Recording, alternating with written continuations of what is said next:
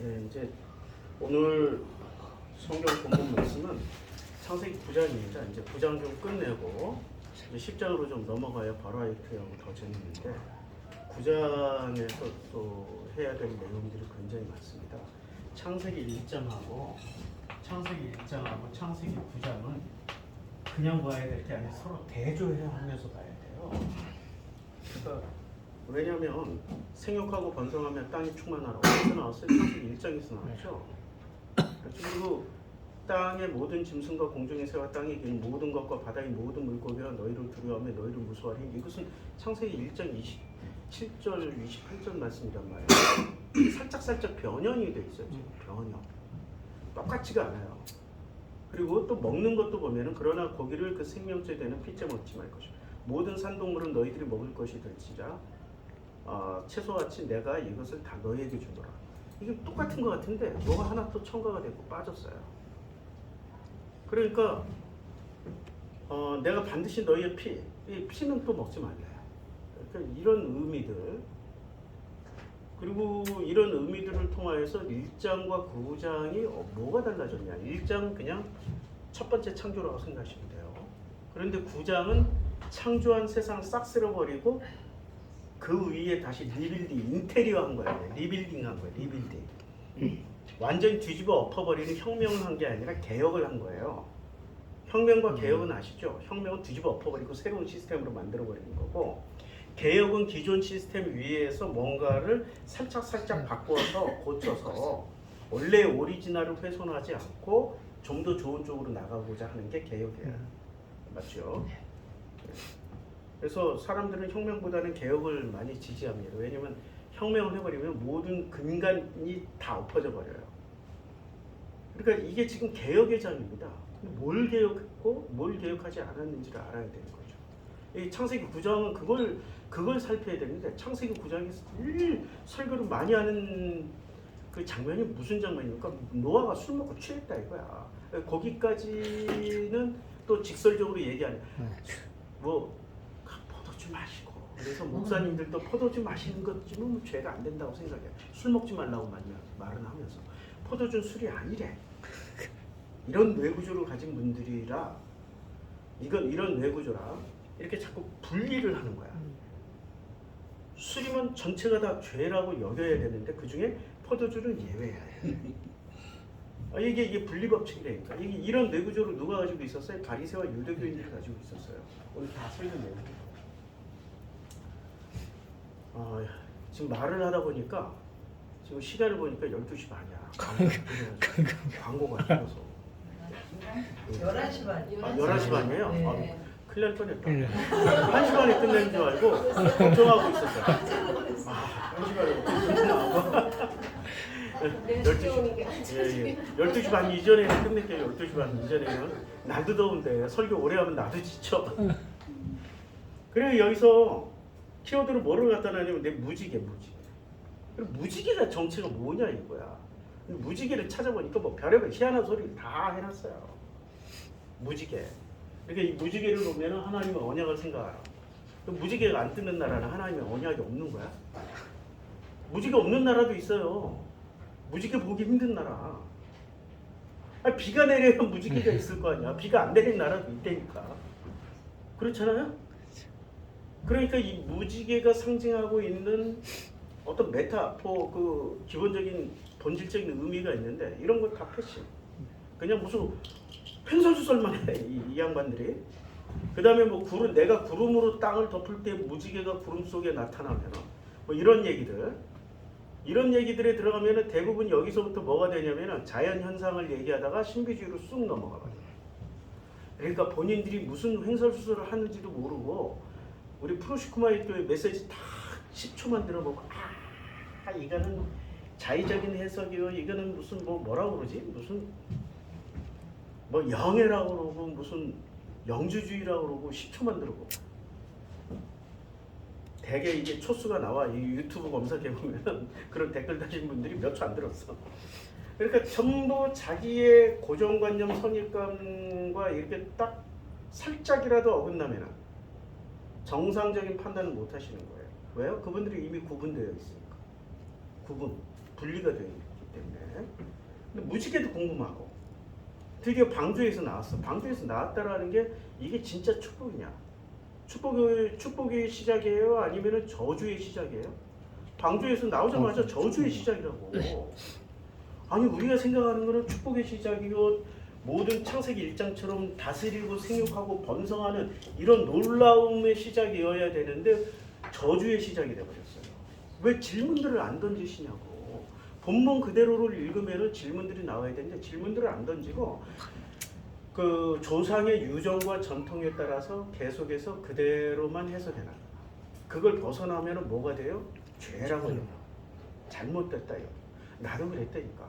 그 어린 나이에 7살, 8살 때도 내가 성경을 읽다가 이건 아닌데 하고 이렇게 생각하고 이렇게 가서 그 선생님이나 전도사님한테 물어보면요. 혼나요. 그건 누가 가르쳐줬어? 이거부터. 누가 가르쳐줬어? 어? 너는 왜 그런 질문을 해? 그러니까 입을 꼭 닫게 만들어. 이렇게 질문을 못해요. 이제 나이를 먹었어. 교회를 오래 다닐수록 질문을 못해. 질문하면은 뭐가 돼요? 2단, 3단, 마귀, 사탄이 돼. 2단, 3단 다음에 뭐예요? 사탄이 되는 거죠. 2단, 3단 사탄이 되고 마귀, 사탄이 되는 거예요. 이런 시절을 오랜 시간을 거쳐오다 보면 나도 모르게 이게 수동적으로 형성돼요. 수동적으로 받아들일 것만 받아들이고 나머지는 내 기억 속에 싹 다 지워야 돼요. 그리고 뭔가를 하려고 그러면 불안과 공포가 엄습을 해. 불안과 공포가 엄습을 해가지고 야 이렇게 하면 죄가 되는 거다. 저렇게 하면 죄가 되는 거다.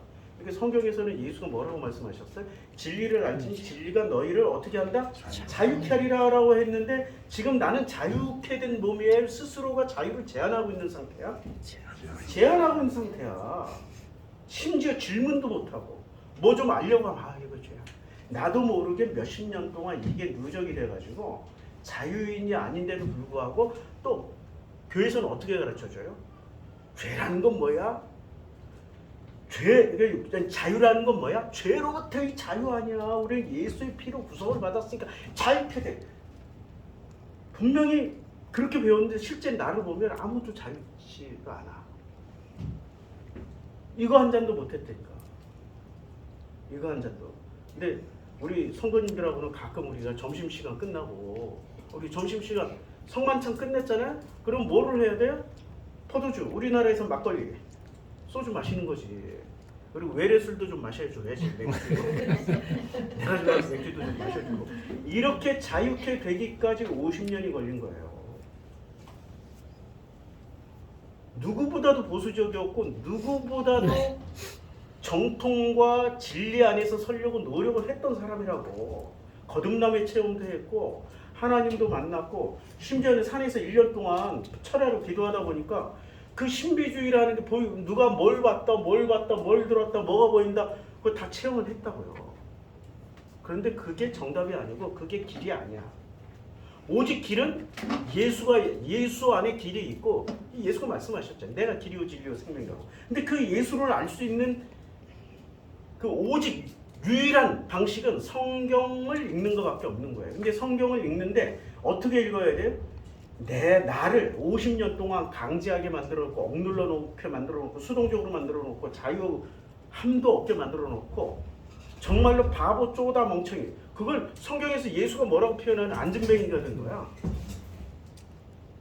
한참 뛰어다니는, 한참 내 생각과 내가 질문하고 싶고 자유롭게 하고 싶은 것들을 어떻게 다 주저앉혀가지고 안진뱅이가 됐어. 근데 안진뱅이가 된 사람들을 교회에서는 칭찬해줘요, 욕을 해요? 칭찬해주지. 그 칭찬을 들으면서 내가 뛰어다니고 있구나 착각하게 만들고 그 상태에서 좀 더 나간 사람을 교회에서는 극찬을 해줘. 그리고 어떻게 해요? 야, 넌 드디어 사람이 됐다. 믿음의 사람이 됐다. 목사가 되라. 신학교로 보내. 근데 그 상태는 어떤 상태야? 죽어있는 데 거반 죽은 데. 그러니까 예수께서 앉은 자 일으키고 죽은 자 살리러 오셨다라는 얘기가 전부 다 대부분 어디에 있어요? 이 세상에 있어요? 교회 안에 있어요? 교회 안에. 근데 문둥병자는 뭐야? 감각을 가진 자예요? 못 느끼는 자야? 문득뼈는 지 손가락 잘려도 못 느껴요. 문득뼈 썩어 들어가는 살이기 때문에 신경이 다 끊어져서 못 느껴. 그러니까 문둥병자라는 것은 한마디로 말해서 육체의 문둥병자는 감각이 없는 거고, 한 사람에게 적용을 시키면은 마음의 공감 능력이 없는 거야. 지금 기독교인들이 공감 능력이 있습니까? 없어요. 왜 없어요? 오늘 거 다 쓰면 왜 없어요? 교회에서 그렇게 배웠습니다. 교회에서 그렇게 안 가르쳐줬는데 가난한 자, 과부, 병든 자 이런 사람을 위해서 눈물, 그거 가짜 공감이라고 그래. 악어의 눈물이라고 그래. 공감은 그게 아니에요. 마음에서부터 우러나오는 거지. 그런 사람들을 위해서 열심히 헌신, 충성, 봉사한다고. 그래서 복지시설이 제일 많은 데가 어디야? 불교야? 교회야? 복지시설이 제일 많은데, 어린이집 제일 많은 데가 불교야, 교회야, 힌두교야, 대한민국에서 무슬림이야, 아니면 카톨릭이에요? 어디예요? 카톨릭은 상대적으로 교회보다 적잖아. 숫자로 치면은 개신교가 제일 압도적으로 많아요. 그럼 공감하면서 이 사회에 선한 영향력을 미치고 있으니까 사람들이 박수를 받아야 되잖아. 그리고 내가 공감하면 이 세상 사람들도 공감을 해준다고. 근데 공감을 하는 통로가 있어요? 아예 끊어져 버렸어요? 우리 삼내성당 처음에서 5년 전에 이사 갔을 때는 얼마나 좋았는지 몰라, 이뻤는지 몰라. 근데 새로운 신부가 부임하더니 뭐가 생겼어요? 그 들어가는 입구에 주차 게이트가 생겼어요. 들어가는 문, 야. 그래서 딱 보자마자 아이 개새끼네. 저건 진짜 나쁜 새끼네. 뭐를 차단했어요? 주차 게이트 하나 생겼지만 공감의 통로를 차단해버린 거야. 누구만 오라고? 시내들 카톨릭 신자만 오라고. 정말 개새끼지. 종교라는 것은 열려 있어야 돼요. 자기가 손해를 보고 손실을 본다 하더라도 열려 있어야 돼. 그래서 우리는 열어놨잖아. 누구한테 다, 모든 사람한테 다 열어놨어. 그랬더니 누가 제일 많이 왔어요? 신천지. 온갖 이상한 있잖아요. 지금 요새 윤건이라고 그러지. 윤건이가 종교 통일을 이루었어요. 국힘당이 종교 통일을, 국힘당 딱 가보니까 당원들이 대다수가 신천지, 통일교, JMS 무슨, 아니 어떻게 그런 것들이 여기 빡빡 다 모여있냐고. 거기에 정광훈 입학까지, 이야, 종교 통합을 거기에 무당들까지 종교 통합을 이루셨어. 이건 진정한 통합입니까? 아니면 목적을 둔 통합처럼 보이는 겁니까? 진심이 아니야. 이거는 통합처럼 보이는 거야. 이런 것은 뭐라 그래요? 쓰레기 집합소, 짝퉁 집합소. 이게 진짜 문제가 심각한 거라고. 그런데 그 안에 정통 개신교도 들어가 있어. 그게 문제지. 이 안에 누가 들어가 있다고요? 정통이라고. 이런 것들을 전부 다 2단, 3단, 사탄이라고 규정해놓은 개신교가 이것들의 중심에서 이렇게 딱 중심 잡고 있고, 이 열매들로 통일교, 신천지 이런 것들 주렁주렁 달고 있는 중에 지금 이 개신교의 몸통 누구예요? 이영훈이하고 김장환이야. 그리고 이 장가지들이 전부 누구예요? 김사만이부터 해서. 이거 밝혀지면은 이게 지금 한국의 개신교가 이게 정통 맞아? 이게 뭐야? 이런 질문이 터져 나올 수밖에 없다고. 그러니까 좋은 아버지는 자식들을 어떻게 만들어요? 자식들을 어떻게 키워요? 좋은 아버지는 너 뜻대로 마음껏 살아. 이게 하나님 아버지가 우리에게 원하시는 거잖아. 하나님 아버지가 우리를 이 세상에 보낼 때 어떻게 살아? 마음껏 살아. 그러니까 큰아들이 있고 작은아들이 있는데, 큰아들은 언제나 오소독소 정통, 아버지 옆에서 떠나지 않고 언제나 아버지가 원하는 일을 했고, 이 작은아들은 무슨 일을 했어요? 아버지가 원하지 않는 일만 골라가면서 했다니까. 그래도 큰아들도 내 아들, 작은아들도 내 아들이야. 더더구나 더 이상한 거는 이 작은아들이 이렇게 그지꼴로 오니까 아버지가 더 좋아해. 막 그냥 버선발로 나가가지고 당신이 입는 옷, 겉옷 딱 입혀버려. 왜? 아무도 손대지 마, 이 새끼들. 아무도 욕하지 마. 얘는 내 아들이야. 손대지 말라니까. 이게 시사하는 메시지가 뭐예요? 이 장면의 메시지는 마음껏 살아. 내가 아버지라니까. 우리 하나님이 그렇게 말씀하고 있는데, 교회는 마음껏 살라고 가르쳐줘요? 아니면 행동 양식을 다 규정해줘? 그럼 이게 하나님 아버지야? 마귀 새끼야? 마귀스키지. 예수 대 사탄의, 예수 대 시험하는 자 마귀 사탄의 그 세 가지 시험을 보라고요. 마음껏 살라고 마음껏 하세요 라고 해요? 아니면은 내가 원하는 걸 하면은 해줄게. 내가 원하는 걸 하면은 해줄게. 나한테 이거 하면 다 줄게. 그게 진짜 아버지야? 그게 가짜 아버지야? 교회에서는 마음껏 하라고 가르쳐줘요? 아니면 내 교회가 원하는 걸 하면은 축복받고, 교회가 원하는 건 구원, 원하면은, 아니, 말이 꼬여서 진짜 나가요. 교회가 원하는 걸 해주면 구원받고, 축복받고, 온갖 것을 다 누려라고 가르쳐요? 그러니까 예수의 패턴, 하나님의 패턴대로 가르쳐줘요? 마귀 사탄의 패턴대로 가르쳐줘요? 누가 마귀고 누가 사탄이에요? 너희가, 내가 방금 그랬잖아. 너희가 마귀고 너희가 사탄이야. 그런데 자기들은 언제나 정통이라고. 진짜 정통은 이단을 두드러 잡습니까? 진짜 정통은 자신감이 있어서 시간 지나면 다 뒤죽박죽 섞여서 여기로 되는 거야. 미국 같은 나라가 전 세계 인종이 모여서 만들어진 나라잖아요. 그렇죠? 전 세계 인종이 모여서 만들어진 나라란 말이에요. 그러면 전 세계 인종이 모여서 자기네 나라 문화를 없애고 살아요? 아니면 지금도 그 문화와 관습을 가지고 살아요? 한국인들은 아직도 김치 먹는다고. 미국 이민사 100년이 넘었는데도 김치 먹어요. 김치. 그대로 보장을 해줘요. 안 섞는다고. 안 만들어. 근데 중국은 어떻게 해? 중국은 거의 다 한족을 다 이주를 시켜.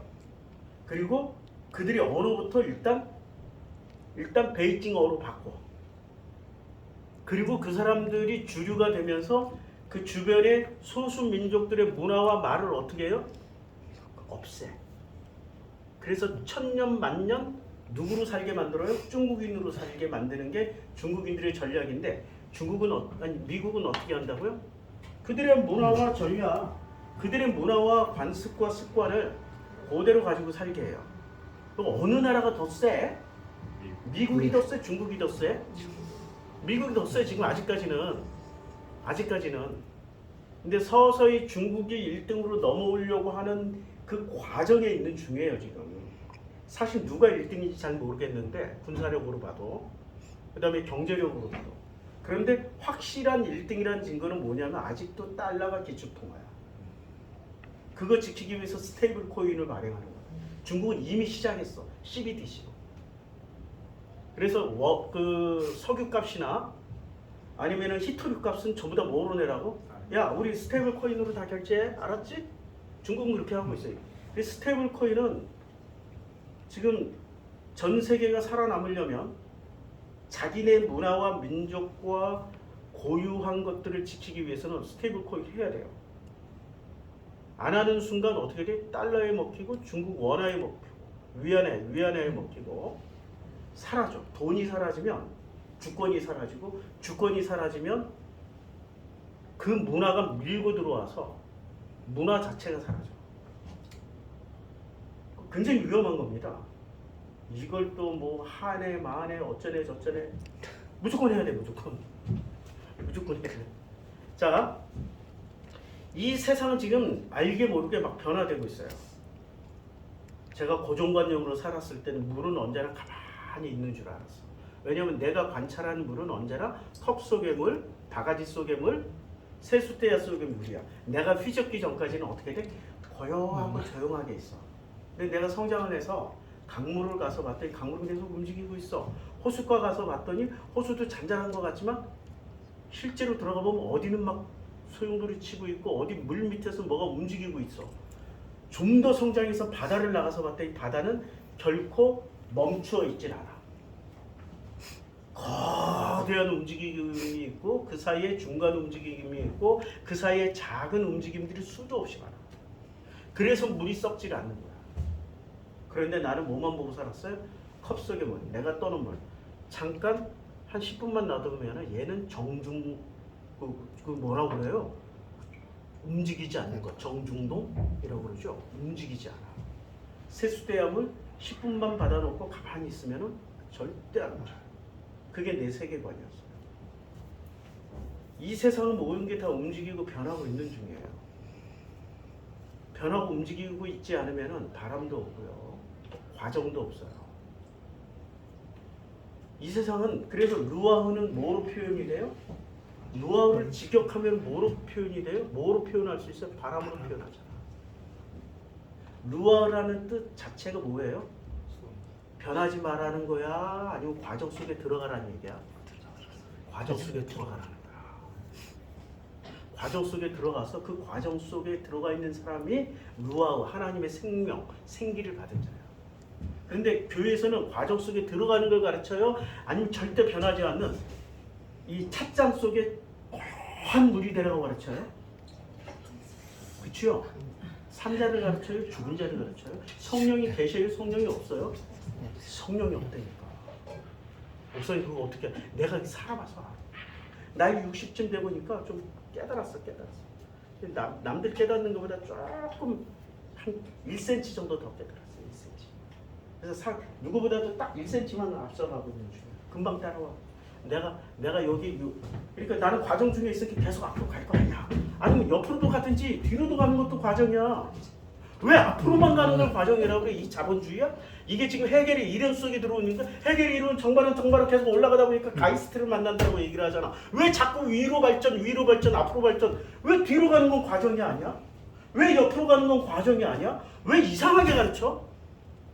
하나님 만들어 놓은 법칙 안에서 철학이 나오면 맞는데 하나님 만들어 놓은 이 세상 질서의 자연의 법칙 안에서 철학을 찾아내는 게 아니라 전부 다 자기들 머릿속에 있는 관념 안에서 철학을 짜내고 있기 때문에 하나님의 질서하고 상관없는 철학으로 이 세상을 세팅해버린 게 서구 철학이에요. 서구 과학기술 문명이라고. 이거 이제 벗어나야 돼. 누가 벗어나요? 놀랍게도 이제 동양이 난 아직도 기분 나빠가지고 한국, 중국은 발전하는데 일본은 발전 못할 거야. 기분 나빠서 그래. 실제로 어떻게 될지 몰라. 일본은 원래 창조적인 머리가 없어. 저 새끼들이 저거 약탈해서 처먹고 사는 놈들이라 외구들이었잖아. 외구들. 그런데 창조적인 머리를 가진 족속은 중국, 한국, 인도 이런 이 아시아 쪽 계열의 사람들이 창조적인 머리를 가지고 있어요. 이 세상을 어떻게 해석하고 있냐면 이 세상은 서구는 어떻게 해석을 하냐면 서구는 하늘에 있는 세상, 땅에 있는 세상. 이건 모든 게 다 정해져 있어. 변하지 않아. 여기는 언제나 영원히 순수하고 여기는 언제나 악해. 그 이혼론이잖아. 이게 서구의 철학이죠. 근데 우리 동양의 철학은 예나 지금이나 이 이혼론이 없어요. 우리 안에 순수한 게 있고 우리 안에 악한 게 있고. 근데 이 순수함과 악한 것이 뒤죽박죽 섞여서 과정을 살다 보면 나이 들면 저절로 거기에서 숙여지더라. 이게 우리의 법칙이잖아. 아직도 거기에 빳빳이 들고 이러고 있는 것은 우리 기차 타고 오는데 우리가 앉을 자리에 우리가 이제 진영이가 있으니까 이렇게 앞뒤 이렇게 마주보는 네 좌석을 끊어서 웬 할머니가 뜨고 앉아 있는 거야. 다리 쫙 뻗고 완전 윤석열이에요. 우리가 여기 우리 자리인데요 얘기했더니 내 자리 예약하셨어요? 예. 좀 이상해 사람이. 근데 옆에 아기가 있고 엄마가 있고 아빠가 있어. 그럼 가해자하고 자기가 그리로 쑥 가는 거야. 원래 옆자리였어. 내 자리야. 그래서 얘를 가만히 살펴봤어. 야, 저게 시어머니인지 친정엄마인지 모르겠는데 이제 추측한 거예요. 추측한 거야. 이야, 저렇게 가볍고 조동아리 싼 저 시어머니를 두고 있으면 저 며느리 표정 한번 봐야지. 며느리 표정 봤더니 눈 감고 도로 딱 나왔어. 이어폰 도로 딱. 아들이 있는데 벌써 이렇게 다 눈 감고 도로 딱 있고 이 아들이 한 초등학교 1학년쯤 된 것 같아. 그다음에 아빠가 옆에 있는데 아빠는 지퍼를 닫았어. 아빠는 눈 감고 묵상 중이야. 이 아들은 혼자 이렇게 보고 앞에 보다가 옆에 보다가 세상에 그 1시간 동안 누구도 말을 안 해. 깜짝 놀랐다니까. 야, 역시 뿌린 대로 거두시는구나. 뿌린 대로. 교회도 뿌린 대로 거두고 있는 중이야. 그 뿌리가 지금 교회에 뿌리고 있는 열매는 뭐예요? 김장한을 보면 딱 한마디로 결론을 낼 수 있어. 김장한 목사가 지금 한국의 대표 목사가 됐잖아요. 옛날에는 한경지 그 다음에는 뭐 그 다음에는 오카눔이 잠깐 뭐 스타로 올랐다가 가셨고 오카눔이 저거 찍었잖아. 오 무슨 목사 찍었잖아. 그리고 나서 오카눔 이름은 사라졌어. 저거 찍어놓은 목사를 보니까 야 너 자질 안 했다고 이름을 빼버렸어. 그러니까 한경직 그 다음에 등장하신 분이 김사만이 한경직 그 다음에 조용기 김삼한 근데 이 모든 사람들을 아우르고도 남는 대표 인물이 김장환. 김장환이에요. 나이도 지금 90세예요. 90이 넘었어요. 이 사람은 천문학적인 부자예요. 미국 가서 돈을 엄청나게 벌어가지고 온 사람이에요. 신학 공부하러 갔다가 아르바이트로 페인트 칠을 3번 시작했더니 성실성이 인정이 돼가지고 이 사람 저 사람들이 연결해가지고 사업 엄청 잘했어요. 목사잖아. 목사로 가서 신학 공부를 했으니까 또 그래서 공화당의 보수계 인물들하고 처음 페인트 칠해줬던 그 집이 원래 단가는 그냥 우리나라로 치면 100만 원짜리인데 이 사람이 뭘 모르고 50만 원을 해주겠다고 들어갔더니 자기가 50만 원 손실을 본 거야. 김장환이. 근데 성실하게 그냥 잘 칠해줬어. 이 사람이 가만히 보니까 손실을 보고 이렇게 좀 고마운데 돈을 더 주면 안 돼. 미국 사람들 사고 구조는 그래. 대신 다른 일자리를 줘. 다른 사람을 소개시켜줄 때 $100 받아. $100. 이렇게 해가지고 그 사람이 해보니까 정말 일을 꼼꼼하게 잘하는데 이거는 100만 원짜리가 아니야.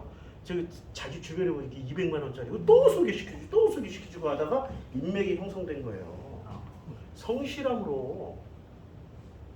착하다고 성실한 거예요? 못된 놈도 성실해요? 못된 놈이 더 성실해요. 윤석열 봐. 술 안 먹은 적이 있냐고. 성실하게 술 처먹잖아. 성실하게 또 성형수술 하잖아. 그 성실함을 누가 따라가? 아무리 말려도 성실하게 할 걸 해. 맞죠? 성실함을 언제나 긍정 좋은 쪽으로만 생각하지 말라고요. 부정적인 놈들이 진짜 이명박 봐요. 이명박이 성실함을 누가 따라가? 그 성실함을 누가 따라가냐고. 못 쫓아가. 이명박의 성실함은 악한 쪽으로 성실한 놈이 더 무서워. 김장환이를 그래서 성실하기 때문에 좋은 사람이라고 인식을 하는데 결코 그렇지 않아요. 수익이 생기니까 성실한 거야. 초기의 손실을 감수했다는 것 때문에. 그럼 김장환이가 한국의 대표 목사가 됐어요. 그런데 미국에서는 그를 목사라고 부를까요? 뭐라고 부를까요? 이 사람은 정치 로비스트라고 불러요. 문재인이 대통령 됐을 때 트럼프가 대통령이 됐잖아. 트럼프하고 줄이 없었어. 제일 먼저 찾아간 사람이 누굽니까? 문재인 대통령. 김장환 찾아갔어요. 김장환한테 무릎 꿇고 살려주세요. 했더니 김장환이가 이 공화당 측에 인맥이 있어서 쫙 이런데 한 방에 다 끝장냈잖아. 이 사람의 정체는 뭐예요? 목사가 아니라 정치 로비스트. 목사는 그냥 빡백이야. 실제 알맹이는 정치 로비스트야. 미국은 로비스트들의 나라잖아요. 합법자이잖아. 로비스트의 나라. 방주에서 나온 노아의 아들들은 셈과 함과 야벳이며 함은 가나안의 아버지라. 이 말에 굉장히 많은 뉘앙스들이 담겨져 있습니다. 우리는 이거 하나도 안 살피잖아요. 이것만 가지고 해도 한 10년은 해. 내가 겁이 나가지고 10년 동안 내가 살 수 있을 그 생각.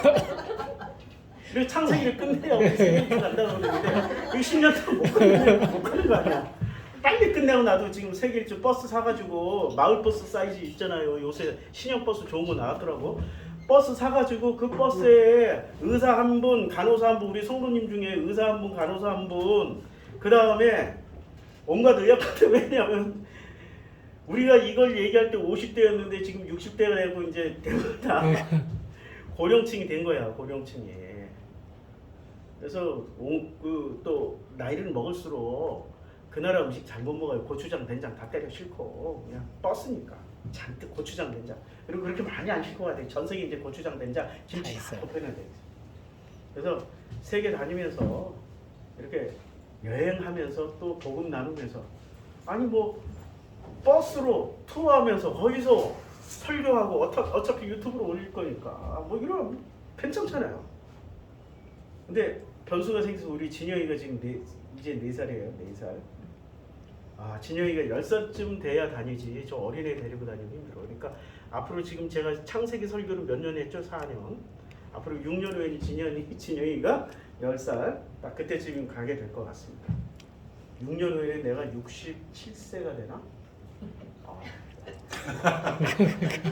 그래서 버스 라이센스 운전 라이센스 따세요. 운전사는 무조건 그냥 같이 갑니다. 자, 노아가 농사를 시작하였다. 이거 하나만 보더라도 성경을 제대로 읽은 사람들은 뭐하고 비교할 수 있냐면은 왜 사람들은 의심을 안 하는지 몰라. 창세기 4장에 보면 또 가인의 아우 아벨을 낳았는데 아벨은 양치는 자였고 가인은 뭐하는 자였어요? 그렇죠. 이게 뭐 우연히 이렇게 됐겠어요? 농사를 시작했어요. 뭐부터 시작해야 돼요? 오리지널로 하려면 양부터 쳐야지. 근데 왜 농사를 왜 지어? 왜 생각을 안 하시냐고. 직업에 대해서. 누구의 후손이란 얘기예요? 가인과 아벨 중에 누구의 계보를 잇겠다는 얘기예요? 그렇죠. 아니 성경에서 이렇게 답을 가르쳐 주시는데 아직도 망설이고 헷갈려. 아직도 망설이고 헷갈리면서 아니 어떻게 그게 가능하십니까? 하나님도 대전제가 있어. 어떤 대전제가 있으시냐면은 당신의 자녀들을 철저하게 믿고 따라요. 당신 창조하셨으니까. 당신이 만든 제품만이야. 그러니까 나는 가끔 가다 제품이라고 얘기를 해. 우리 사람들은 강남 제품, 우리 삼내 제품 제품이라고 얘기를 해. 왜냐면 본토 친척 아비 집에서 배운 대로 만들어지는 제품들이에요. 인간은 북한 제품은 북한 제품을 한국에다 갖다 놓으면 대화가 되겠습니까? 안 되죠. 미국 제품하고 저 아프리카 제품하고 이렇게 얘기를 시키면 이게 되게 대화가 되겠. 아니 영어라는 잉글리시는 통할지 몰라도 문화 관습 자기가 살아온 시스템에 충돌이 일어나요. 저기 그 모슬림 제품, 이 이슬람 제품하고 아주 근본주의 기독교 제품하고 서로 대화를 하면은 대화가 되겠습니까? 안 되죠. 안 되는 거예요. 이 사람은 제품이에요. 만들어진 대로. 그런데 창세기 4장 이전에 어떤 제품으로 인간을 만들어졌냐면은 어떤 제품은 뱀이 여자에게 이르되 너희가 결코 죽지 아니하리라. 그것을 먹는 날에는 너희 눈이 밝아져 하나님같이 되어 선악을 알죠. 그러니까 선악의 제품으로 만들어진 거야. 무슨 제품이요? 선악의 제품. 이 선악 제품의 특징이 뭐예요? 결코 안 죽어. 뭐가 안 죽어요? 자기가 옳다라고 생각하는 건 결코 안 죽어. 그걸 의인이라고 또 가르쳐. 자기 옳음이 자꾸 내려줘야 돼. 나이 먹을수록 왜 고개를 숙여 내가 옳지 않구나. 네가 옳다. 우리 동양에서는 이게 돼. 근데 서양에서는 고개 숙이는 순간 뭐가 돼요? 네가 졌어. 이렇게 네가 졌으니까 모든 손해배상을 네가 다 내야 돼. 이게 서양의 사고 방식이에요. 우리는 고개 숙이는 순간 어떻게 돼? 모든 걸 다 용서해줘. 끝. 더 이상 묻지도 않아. 따지지도 않아. 이게 동양과 서양의 진짜 보이지 않는 엄청난 차이입니다. 그러니까 고개 숙이는 순간 지는 놈이 되고 지는 놈이 되는 순간 모든 피해를 다 떠안아야 돼. 이런 식의 사고방식을 가진 놈들이 해석한 성경하고 우리 동양의 사고방식을 가진 사람들이 해석한 성경은 같을까요? 완전히 달라요. 완전히 달라. 같은 성경인데 서로 다른 해석이 나올 수 있다고. 지금 제가 해석하는 성경으로는 동양 철학에 서양 철학이 이딴 거 가지고 따지지 마. 동서양 철학이 어디 있어? 성경 안에. 성경 안에 있는 현실만 보자고. 현실만. 있는 그대로. 그러니까 농사지었다라는 단어 하나를 분명히 창세기 4장에 나왔는데 양치는 자였고 농사하는 자였더라. 근데 9장에 나오자마자 노아가 제일 먼저 가지니 지금 뭐를 가졌냐고. 농사. 그러니 그 다음부터 하는 짓거리는 누구처럼 하겠어요? 가인이 하는 짓거리처럼 하잖아. 실제로. 바벨탑까지 쌓잖아. 그 노아의 후손들이. 그리고 흩어져 버리잖아. 놀랍잖아. 그러면 하나님 왜 그걸 왜 허락하셨냐고. 보통 우리가 알고 있는 하나님은 같으면 어떻게 돼? 교회 목사가 하듯이 하지마 막 이러고 악을 쓰면서 쫓아다녀야 될 것 같은데 하나님이 안 그런다니까. 너희가 선악을 선택했구나. 그래? 그러면 선악을 선택했으니까 끝까지 어떻게 하라고? 선악으로 살아. 그런데 나도 비장의 무기가 있다. 너희들이 선악으로 살지만 나는 비장의 무기가 있어. 그 비장의 무기가 뭔 줄 알아? 심판. 교회에서는 뭐라고 가르쳐요? 심판, 저주 이런 걸로 가르치잖아. 아니야, 성경은 그렇게 얘기 안 해요. 예수는 뭐라고 얘기하냐면 비장의 무기가 있다. 비장의 무기가 뭔 줄 알아? 은혜야, 은혜. 내가 은혜로 덮어버릴게. 내가 은혜로 덮어버릴게. 그러니까 돌아온 탕자도 뭐로 덮어요? 아버지 은혜로 덮어버리는 거야. 은혜로 덮어버린다니까. 이제까지 우리가 배웠던 성경은 뭐를 배운 거예요? 서양의 관점에서 잘못된 가치관과 잘못된 철학으로 배워먹은 거. 근데 그들이 왜 오라고 했어? 아니, 그들이 지금 전 세계 기득권을 다 잡고 있으니까. 힘센 놈들이니까 힘센 하나님을 만들어낸 거야. 그런데 그 힘센 하나님이 우리나라의 사람들에게는 필요했어요. 왜? 6.25 지금 한일 제일 가난할 때 들어왔잖아. 조선이 제일 가난할 때 들어왔고 그 이후로 우리가 부자로 살아본 적이 없잖아. 제일 가난할 때 살아왔고 일제시대 때 더 처참하게 살게 되었고 그 다음에 6.25 전쟁이 일어났고 해방됐는데 6.25 전쟁이 일어났고 언제부터 먹고 살기 시작했어요? 70년대 80년대부터 삼시세끼 먹기 시작하다가 지금은 삼시세끼를 갖다 버려. 살찐다고 삼시세끼를 갖다 버리는 수준이 됐어. 그러면 우리의 삶의 수준이 바뀌었잖아. 그럼 모두 바뀌어야 돼? 성경을 해석하고 우리가 대하고 있는 우리가 지금 섬기고 있거나 우리를 지금 만들어 놓으셨던 그 하나님에 대한 인식 수준이 바뀌어야 된다고요. 그 가난하던 시절에 우리 삼시세끼 먹여주는 위대하고 강하고 축복의 신이 필요했지만 지금은 그런 축복까지 우리가 위로가 안 돼. 강남 아이들 봐. 삼시세끼가 부족해가지고 탈모증이 일어나고 폭력이 일어나고 지난주 설교했죠. 어디로 가출한다고? 가출하면 집을 떠나서 멀리 가는 게 가출인데 어디로 가출해? 거실에서 안방으로, 거실에서 자기 방으로 가출해버려. 문 하나를 부모가 어떻게 열지를 못해. 이제는 문 열면 어떻게 해? 벌써 애가 카타칼 들고 이렇게 자세 잡고 있는 거야. 얘가 얼마나 인터넷 공부를 많이 했으면 들어오면은 알았지? 들어오면 알았지? 공부를 얼마나 얘는 어려서부터 배운 게 공부밖에 없어. 인터넷 찾는 능력은 세계 최고 아니야. 우리나라 어린이들이 세계 최고 아니야. 인터넷 자료 찾는 거. 이러니까 엄마가 문도 못 열고 밥 먹어라 이러고 밥을 여기다 앞에다 차려놓고 여기다 밥 차려놨으니까 밥 꼭 먹고 뭘 하라고? 밥 먹고 살아나라가 아니라 밥 먹고 꼭 학원 가? 본인이 미쳤다라는 걸 모르는 게 진짜 미친 사람이에요. 미친 사람한테 물어봐. 너 미쳤지? 그러면 아니 안 미쳤는데. 반드시 그렇지. 제가 정신병원 신방 참 많이 다녔어요. 이상하게 많이 다녔어요. 청량리 정신병원 몇 번 갔다 왔어. 거기 가서 물어봐. 실제 진짜 궁금해가지고 물어봐. 여기 있는 사람들 다 미쳤다고 얘기하냐? 안 미쳤다고? 다 미쳤다. 누가 미쳤냐면 저 의사가 미쳤고 간호사가 미쳤고検사가 그래서 내가 알았어. 강남은 집단 정신병자들의 그 샘플링 지역입니다. 정말 신기해요. 거기 다 모여 있어요. 왜 그렇게 집단으로 정신병 걸렸을까? 앙드레 코스톨라니가 뭐라고 얘기했냐면은 이분이 주식 얘기를 했지만 주식 얘기를 하신 이 앙드레 코스톨라니가 진짜 이 앙드레 코스톨라니 이분이셔요? 이거 나가면 안 돼? 이거 나가면은 저작권 걸려. 앙드레 코스톨라니가 뭐라고 얘기했냐면은 자. 주식을 사는 순간 그 사람은 합리적이고 논리적이고 이성을 가진 인간에게서 인간이 아니라 주식을 매수한 집단의 군중 속으로 전락을 한다. 그리고 그들이 부안해동할 때 같이 부안해동하고 그들이 희열을 느낄 때 같이 희열을 그들이 좌절을 느낄 때 같은 좌절을 느끼고 그들은 군중 속의 일원이 돼버리고 만다.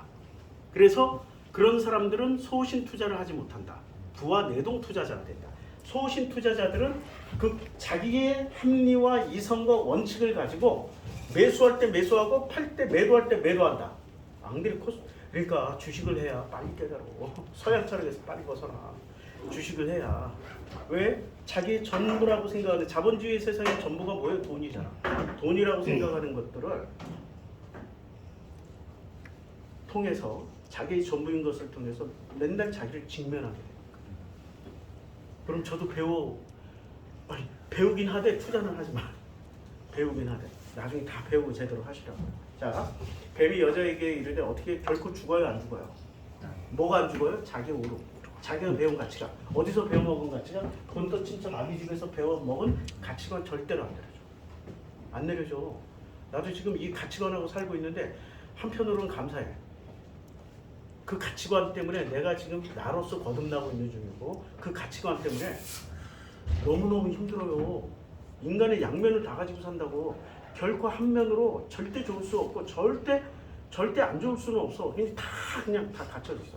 자기를 모른 채 살아가는 사람의 착한 심성 있어요. 자기를 모른 채.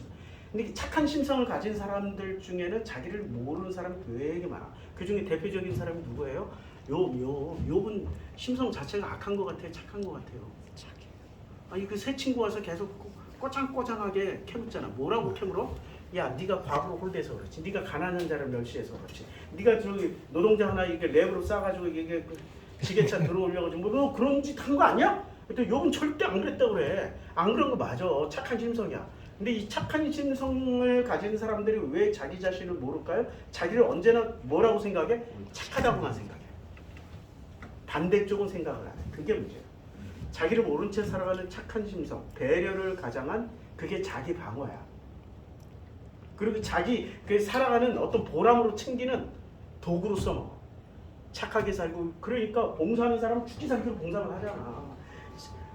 봉사하는 건 좋아. 나쁘다고 하는 게 아니야. 근데 봉사 때문에 지 자식 희생시키고 아빠 오늘은 안 나가면 안 돼. 나랑 놀아줘. 안 돼. 오늘 짜장면 모사하러 가야 돼. 짜장면 결국에 애 새끼를 설득해가지고 같이 짜장면 모사하러 간다. 애는 지금 그 나이 때 경험하고 싶은 걸 경험하고 해야 된다고. 놀이공원에 가서 아빠랑 같이 놀아야 돼. 아, 아빠 신난다 하고 아빠 명령도 들어보고 아빠가 어부바도 해주고 이제 짜장면 봉사하고 있어요. 이 애가 정상적으로 성장하겠냐고. 이 성장 과정에서 남들이 하지 못한, 남들이 다 해야 되는 거 다 경험해봐야 되는데 이만큼을 경험하지 못했기 때문에 어떻게 보상 심리가 있어서 자기가 권력을 가지거나 힘을 가지거나 돈이 생기잖아요. 반드시 이상한 방식으로 해. 왜냐면 그 나이에서 놀이터 가서 놀면 어떻게 돼요? 그 미친놈 아니야 소리를 들으니까 어떻게 남 모르는 데 가서 혼자 뭘 놀아야 되니까 이상한 방식이 되는 거야. 그리고 나이가 먹어서 그런 거는 안 타. 이제 놀이기구는 안 타고 뭐를 타? 타는 게 따로 있어. 남자들은 알아. 그러니까 여기저기서 문제가 터지는 거예요.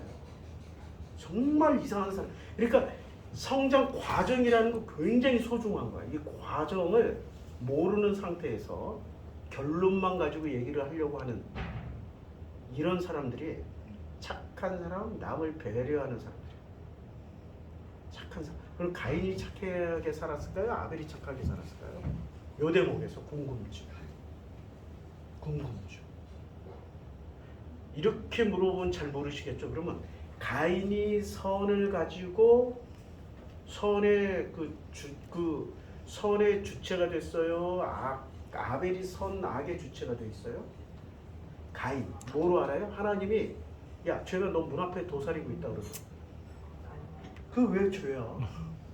그러니까 선의 주체가 누가 돼? 자기가 돼 있어. 그러니까 죽어요, 안 죽어요? 여기서 나와 있는 대로 자기의 선이 죽어요, 안 죽어요?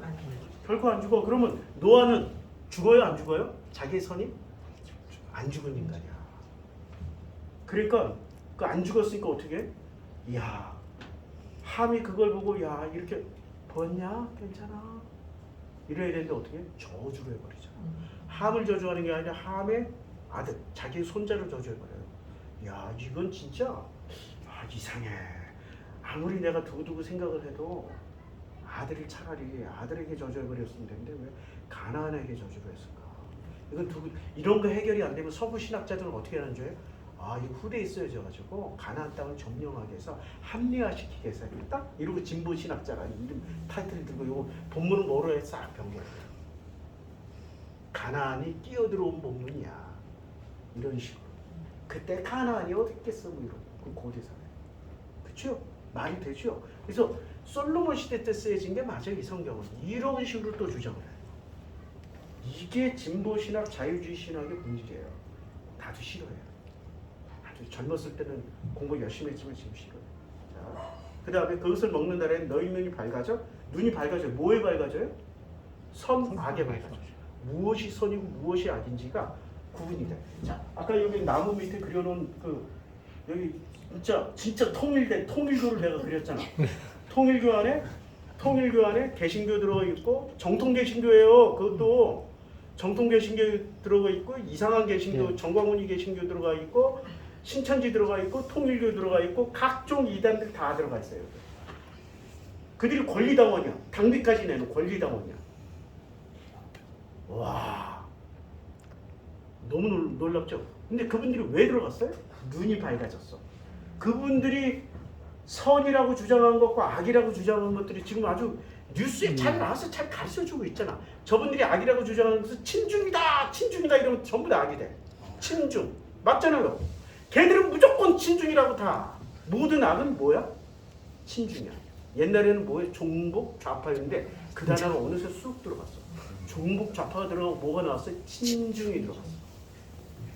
일관돼요? 아니면 요 새끼들 때에 따라서 바꾸는 새끼들이야? 바꾸는데 그 사람들은 요 속에 들어가 있는 사람들은 알아요? 몰라요? 왜 모르죠? 개인적으로 똑똑하고 양심적이고 선해. 그런데 그 속에 들어가는 순간 뭐가 돼? 앙드레 코스톨라니에 군중 심리에 휩싸인 개인이 돼버려. 몰라. 바보 멍충이거든. 그들을 뭐라고 그래요? 성경에서는 개돼지라고. 그러니까 유대인들을 뭐라고 불러? 유대인들이 개돼지야. 왜? 각자는 똑똑하지만 유대교라는 그 집단 속에 들어가는 순간 뭐가 돼버려요? 예수의 가르침을 들어요? 바리새의 가르침을 들어요? 그래서 개돼지라고. 우리 성경만 알아도 이 세상은 껌이야. 껌. 너무 쉬워. 사회학 공부할 필요도 없어. 성경만 알면은 이 세상이 어떻게 돌아가고 어떻게 갈 것인지가 다 보여요. 예언자들이 뭐 보고 그 깨달았어요? 왜 예언을 해요? 어떻게 예언을 해요? 성경 보고 예언한 거 아니야. 모세오경, 탈무드, 토라 보고 예언하는 예언자들이 된 거 아니에요. 성경만 잘 알면 다 돼. 눈이 밝아져 하나님 같이 돼요. 그리고 누구 같이 되었어요? 하나님 같이. 그리고 우상 숭배를 진짜 우리는 이렇게 드라빔을 놓고 우상 숭배를 하는 것을 우상 숭배라고 하는데 진짜 우상 숭배는 뭐를 숭배하는데 자기 자신. 하나님 같이 되어 있는 자기 자신을 숭배. 그래서 제가 한문을 자꾸 쓰잖아요. 스스로 자자. 이게 자. 이게 신자를 어떻게 쓰냐? 자기 몸 신자를 이렇게 쓰는 거예요. 몸 신자. 이러면 뭐가 돼?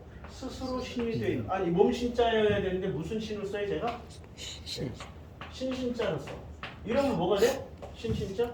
스스로 신이 된 인간들. 인간은 누구 하나 다 예외 없이 전부 다 스스로 신이 돼요. 그 스스로 신된 자리를 이렇게 객관적으로 벗어나서 내가 신으로 살았구나를 깨닫는 게 은혜야. 그 은혜에 들어온 사람만이 뭐가 나와요? 감사가 나와. 그 은혜에 안 들어가 있는 채로 나오는 감사는 다 가짜야. 목적을 둔 감사야. 목적. 내가 감사 많이 드렸으니까 하나님 감사 많이 드렸으니까 또 이번에 5만 번의 기도 다 응답해 주셔요. 조지 물러 기도 속에 그 책 속에 진심이 어디 담겨 있어요? 아무리 그거 봐도 진심 없어요. 목적만 있을 뿐이야. 진심이 없다고 목적만 있을 뿐이야. 저 조지 물러 있고 감동을 받았는데 그 감동은 내 욕심하고 딱 맞아떨어지는 당신의 탐욕과 딱 맞아떨어지는 나도 5만 번의 기도 응답 받고 싶다라는 그 탐심.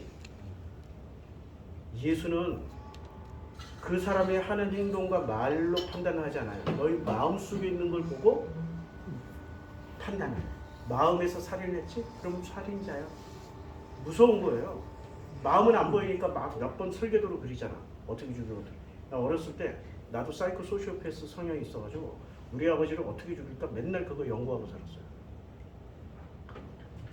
그만큼 아버지를 미워하고 저주했어. 이제 나이 먹고 하나님 은혜 가운데 들어오니까 아버지를 용서했고 아버지도 돌아가셨지만 내 마음에서 나를 용서해 주셨고 아버지하고 이제 친구야. 아빠 그때 왜 그랬어? 아 그때 생각하면 아빠 진짜 거시기 한데 거시기 한데 진짜 나도 이제 나이 먹어보니까 아빠 다 이해가 돼. 응? 아빠 지금 내가 하는 거 다 이해하지? 마음에서 다 화해가 있는 거죠. 이게 은혜라니까요. 이게 은혜야. 자, 하나님같이 되어서 뭐를 알아요? 선악을 휘두르는 거야. 선악을 휘두르는 자리가 뭐가? 판사야. 판사. 재판장이 된다고. 하나님의 주요 기능 중에 하나가 기독교에서 가르쳐주는 하나님의 중요한 기능 중에 하나가 뭐예요? 심판자잖아. 판사, 재판장이시잖아. 우리 바울 선생님도 그렇게 확실하게 얘기하고 가셨잖아. 그러니까 바울 선생님이 뭐라고 말씀하셨냐면은 자, 그 의로우신 재판장이라고 얘기를 했어요. 선한 싸움을 다 싸우고 이제 그러는 나를 위하여 이제 돌아가시고 나면 바울이 나를 위해 의의 면류관이 예비되었으므로 곧 의로우신 재판장이 그 의로우신 면류관은 누구한테 줘요? 하나님을 뭐라고 표현해요? 아버지라고 표현해요? 의로우신 재판장이라고 표현해요? 그러면 이 양반은 지금 아버지를 만난 거예요? 재판장을 만나다 간 거야? 근데 이 양반이 가르쳐 준 게 지금 맞는 교리야? 틀린 교리야? 이게 그 은혜의 교리예요? 이게 마귀 사탄의 교리예요? 성경은 어떻게? 성경에는 마귀 사탄 많이 나와요. 예수를 시험하는 마귀 사탄 말도 있고 단지 주인공만 바뀌었을 뿐이야. 마귀 사탄이 주인공이 되고 예수가 거기서 시험 당하는 자가 됐으면 또 몰라. 우리는 영화 보면은 나쁜 놈이라도 그 놈이 주인공으로 나오면 이렇게 좋아 보이잖아. 그 대표적으로 카지노의 차무식이 아니야. 차무식이 죽었을 때 막 서로 안타까워했잖아. 죽었다고. 저렇게 선한 놈 아니라니까. 카지노 그거 바뀌어 먹는 장면 나오잖아. 그 차무식이가 그 교수라는 인간 어떻게 탈탈 털어먹는지 나오잖아요. 그런데도 그런 나쁜 놈을 우리는 걔가 주인공으로 나왔다고 어떻게 생각을 해요? 걔가 왜 죽어야 되냐고. 당신은 안 봐. 막 우리 그랬단 말이야. 우리 장모님하고 나하고 우리 밥 먹으면서 여기서 서로 얘기했다고. 그때 차무식이 왜 죽여야 되는 감동 진짜 이상한 새끼라고. 우리가 그랬다니까. 우리가 뭐가 돼 있었어요? 우리가 재판장이 되는 거지. 그 재미로 사는 거야. 인간은 선악을 휘두를 때 재판장이 되었다라는 쾌감과 능력으로 사는 거야. 근데 그거 없으면 무슨 재미로 살아? 은혜로 사는 거야. 그래서 은혜가 최고야. 은혜로 사는 거라고. 은혜로. 야, 이게 창세기 9장 개론이 이렇게 길어. 이거 지우지 마세요. 다음 주에. 야, 그러니까 감사의 모든 말에는 반대말이 있어. 사랑의 반대말 미움, 행복의 반대말 불행, 아픔의 모든 게 반대말이 다 있죠. 근데 감사의 반대말이 있어요? 감사의 반대 안 감사 말이 안 되잖아. 감사의 반대말은 없어요. 근데 감사의 반대말을 굳이 찾으라고 그러면 당연해. 감사의 반대말은 당연하고. 당연한 사람은 감사가 나와요? 절대 안 나옵니다. 당연한 사람은 감사 절대 없어요. 당연하지 않았는데 이루어졌어. 그러면 감사가 나와. 맞죠? 당연하면 감사가 절대 안 나와요. 자, 계속 읽어볼게요. 제 설교는 왜 어렵냐면 이 말하다 저 말하고 저 말하다 이 말하는데 결국엔 같은 말을 해. 패턴을 안 잃어버리면 그러니까 중간에 한 번 놓치면 영 재미가 없어져. 끝까지 집중해서 따라와야 돼. 그러니까 내 설교를 듣는 사람들이 별로 없어. 결론을 얘기 안 해주고 계속 뭐로만 얘기해? 과정과 스토리로만 얘기해. 그 사이에 네가 깨달아라 이거지. 네가 깨달아라. 이게 어디서 나오는 그 설교 기법이냐면 고도를 기다리며가 바로 이런 스토리로 이루어진 책이에요. 자꾸 열심히 읽었더니 이렇게 나도 나오는지도 몰라. 자, 자기를 모른 채 살아가는 사람의 착한 심성, 배려를 가장한 자기 방어. 이게 자기 방어야. 방패. 자기 방패로 결국 뭐를 했어요? 자기 동생을 죽여버렸잖아. 가인은. 자기 방패, 자기 오름 때문에 뭐를 했어요? 자기 손자를 저주해버렸잖아. 무서운 거예요. 그러니까 수동적이고 착한 사람들이 무서워요. 찌르는 창, 찌르는 칼이 더 무서워요? 방패가 더 무서워요? 진짜 방패 무서운 거예요. 방패 휘두르면 창이나 칼은 한 끗에 딱 순간 보낼 수 있는데 방패는 그 사람 보내려면 무식하게 계속 방패를 찍어요. 정말 잔인한 거예요, 방패는. 그래서 이런 사람들은 뭐냐면 자기가 선악으로 눈을 떴잖아. 그러니까 선악의 눈에 띄는 것만 지금 하는 거야. 선악으로. 그래서 우리 일상생활에 적용하면 지저분함이 눈에 띄면 청소부터 하게 되고, 배고픈 사람이 눈에 띄면 밥부터 준비하고, 가난한 사람이 눈에 띄면 도와주고, 눈에 띄는 것부터 해. 사람은 눈에 띄는 것부터 하는데 그 눈에 안 보이면 안 해. 그런데 그 불편한 표정이 띄면 내가 누군가를 도와주려고 이렇게 왔는데 감히 내 친절을 거절을 해? 이 불편한 표정. 이런 게 눈에 띄면 탁 쓸어버려요. 피해버려. 그리고 합리화를 시작해. 근데 이 사람들은 합리화를 시작할 게 아니라 뭐를 해야 되냐면 나 스스로가 왜 그 사람들의 표정부터 살폈는지를 나에게 물어야 돼요. 나는 왜 이렇게 저 사람 표정을 왜 살폈을까? 내가 내 속에 어떤 상처와 결핍이 있어서 그런가? 저 사람이 저렇게 싫어 왜 거리낌 왜 그게 왜 내 속에 있었지? 그걸 살펴야 되는데 이 사람들은 뭐라고 얘기해요? 결코 안 죽으려고 뭐를 해? 너 때문이야. 너 표정 때 너 때문이야. 너 때문이야. 이 모든 피로는 너 때문이야. 너 때문이야를 막 계속 시전하잖아. 이게 무서운 거야. 너 때문이야. 너 때문이야. 아무도 안 바뀌려고 해. 이렇게 창세기 3장에서 보면 결론은 누구도 안 바뀌려고 한다. 그런데 그 누구도 안 바뀌려고 하는 그 모습을 누가 보여줘요? 노아가 뭐부터 시작했어요? 농사부터 시작하신 거야. 농사부터 시작하신 거야. 자, 그러면 또 하나 볼까요? 셈함 야벳 중에 누가 양을 제일 많이 쳐? 지금 현재 이때부터 쌀 농사는 누가 지어? 셈죠. 보리 농사는 누가 지어? 야벳. 양치기는 누가 제일 많이 해? 참 신기하죠? 정말 신기하잖아. 그러면 셈이 누가예요? 우리 아시아 사람들이잖아요. 아시아 사람들이 최고의 직업은 뭐야 지금? 압도적으로 많은 직업? 쌀농사 아니야, 쌀농사. 왜 현실을 안 살펴? 예나 지금이나 계속 쌀농사였다고 우리는. 그러니까 성경 해석이 전부 엉터리야. 그러니까 노아가 가져간 정통성이라는 것은 하나님의 은혜의 정통성을 가져간 거예요? 은혜의 반대편을 지금 가져간 거예요? 반대편을 가져간 거야. 그러면 노아가 살면 살수록 뭐를 깨달아야 돼? 은혜 없이는 안 되는구나를 깨달아야 돼. 그게 하나님이 허락하신 이유야. 은혜 없이는 안 되겠구나. 근데 은혜 없이는 안 되겠구나라고 고백하시는 장면이 나옵니까? 그냥 돌아가십니까? 그의 나이가 950세가 되어서 어땠더라? 죽었더라. 끝. 은혜를 체험하고 가요? 은혜를 체험하지 못하고 가요? 못하고 가는데 놀랍게도 6장에서 하나님이 일방적으로 은혜를 주십니다. 6장 8절 뭐라고 그래요? 그러나 노아는 여호와께 은혜를 입었더라. 이걸로 끝난 거야. 은혜 안 찾아도 돼. 은혜는 일방적인 거야. 내가 원하고 주세요 해서 받는 거 아니야. 목적을 두고 구하기 시작하면은 어떤 새끼가 이겨요? 이 가인이 이겨요? 아벨이 이겨요? 그러니까 목적을 두고 주세요 받기 시작하면은 이상한 놈이 먼저 받게 되니까 은혜는 결코 쌍방통행이 아닙니다. 뭐라고요? 일방통행. 그냥 줘. 그냥 주시는 거야. 그냥 받으면 돼. 야, 이게 얼마나 큰 은혜예요? 만약에 이것을 쌍방통행으로 하면은 나보다 그러니까 사이코패스가 제일 먼저 받아. 맞죠? 나같이 좀 수동적이고 겁나서 나를 못 살피고 쟤 때문이야 저 때문이야 하는 인간들에게 은혜가 필요한 거예요. 신기하죠? 그러니까 두 아들이 있었어.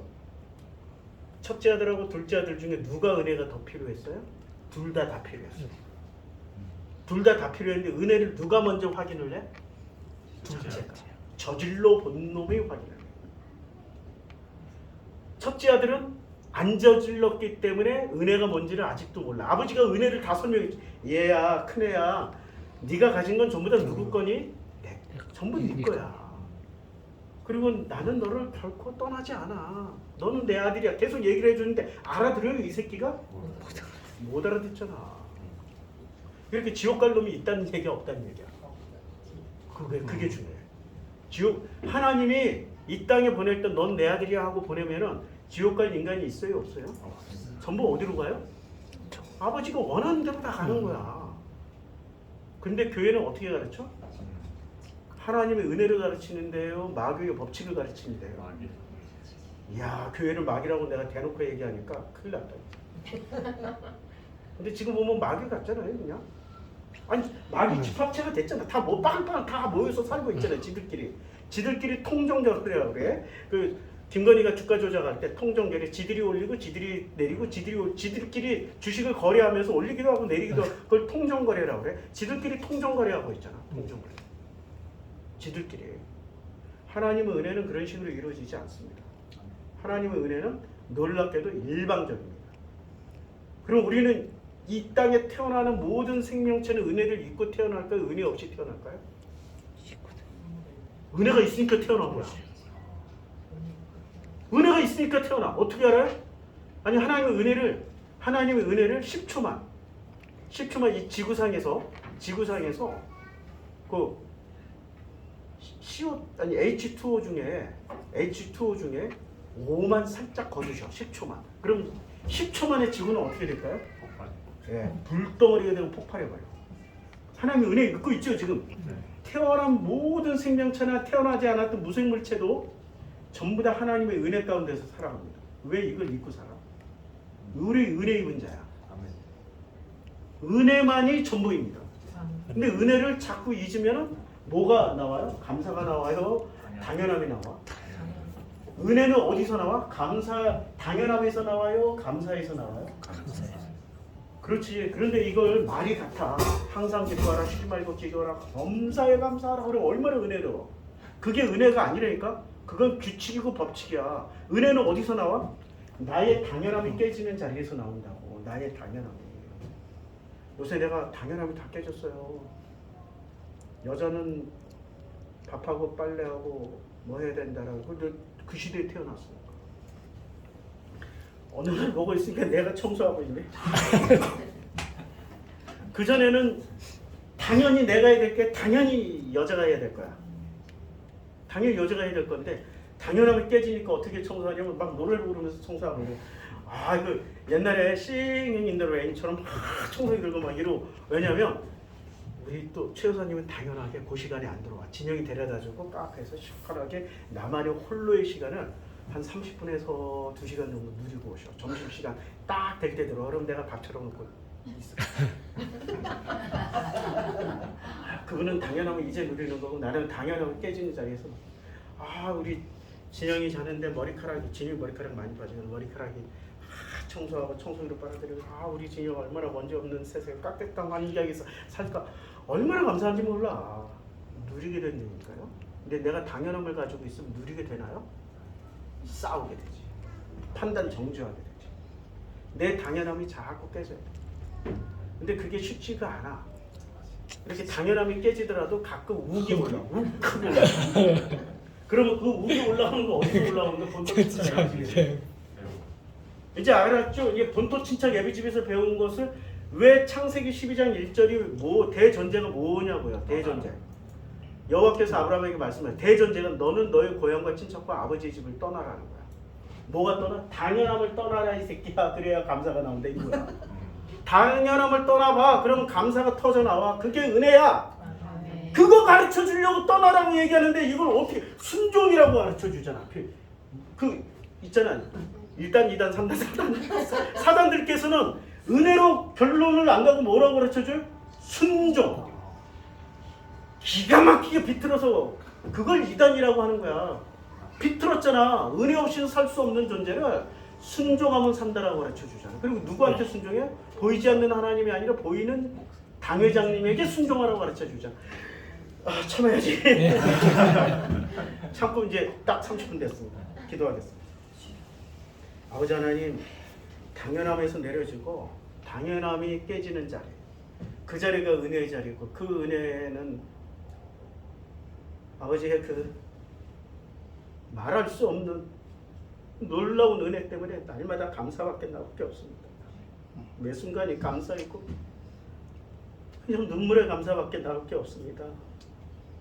오늘도 감사하게 하루를 살게 해주시고 오늘도 감사하게 우리의 마음을 나를 살피게 해주셔서 감사드립니다. 예수님의 이름으로 기도드렸습니다. 아멘. 창세기 찬송가 301장입니다.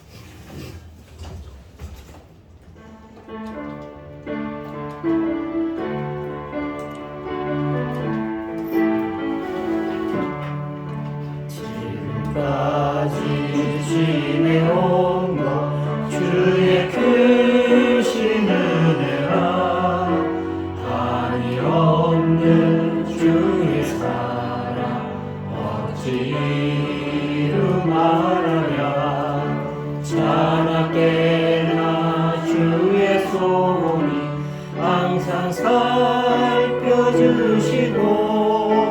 모든 일을 주 안에서 영통하게 하시네. 몸도 마음도 연약하나 새 힘 받아 살았네.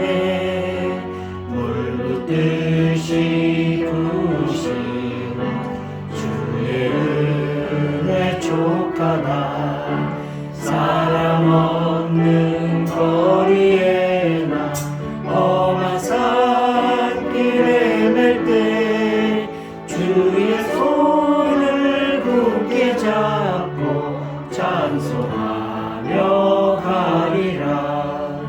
주님 다시 배울 날이 날로 날로 다가와 무거운 짐 주께 맡겨 벗을 날도 멀잖네. 나를 위해 예비하신 고향 집에 돌아가 아버지의 품 안에서 영원토록 살리라. 이제 봉옥기도 및 축도로 마치겠습니다. 우리 교회는 예배 끝나면 꼭 점심시간에 같이 식사 같이 하고 가셔야 됩니다. 자, 기도하겠습니다. 나의 당연함이 깨지고 내가 본토 친척 아비 집에서 배웠던 그 모든 것들이 깨져 나의 당연함이 없어졌습니다. 그때부터 비로소 감사가 시작됩니다. 그게 하나님의 은혜의 자리입니다. 은혜의 자리를 마음껏 누릴 수 있도록 축복하여 주셔서 감사합니다. 이제는 우리 주 예수 그리스도의 은혜와 하나님 아버지의 거룩하시고 극진하신 사랑과 성령님의 감화 감동 위로 충만하신 교통의 은혜가 이 예배를 드린 우리 프로슈크마이크의 성도님들과 함께 참여하고 있는 인터넷 성도님들, 또 그들의 삶의 자리, 직장과 삶의 그 모든 여정에 이제로부터 우리 아버지의 은혜가 영원토록 함께 하실지어다. 아멘.